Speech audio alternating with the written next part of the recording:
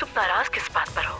क्या इसलिए कि मैं किसी से मोहब्बत करती हूँ या इसलिए कि उमर असलान का चचा है?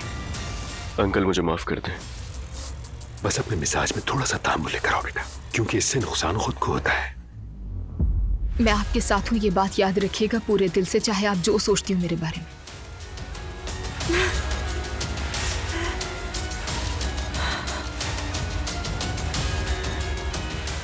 नूर, मैं तुमसे मोहब्बत करता हूँ और तुम्हें कभी खोने का सोच भी नहीं सकता।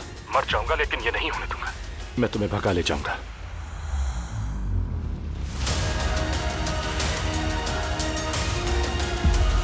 नूर बेटा, बहुत मुबारक हो तुम्हें, अल्लाह नसीब अच्छे करे। बाबा, आपकी इजाजत हो तो मैं कमरे में जाऊं?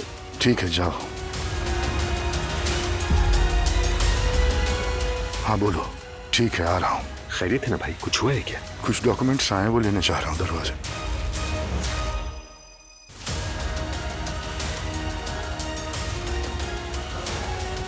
क्या हो गया भाई, कोई मसला है क्या?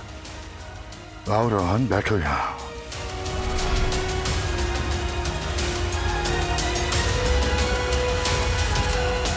ड्राइंग रूम में देखो क्या इंतजाम किया है हमने।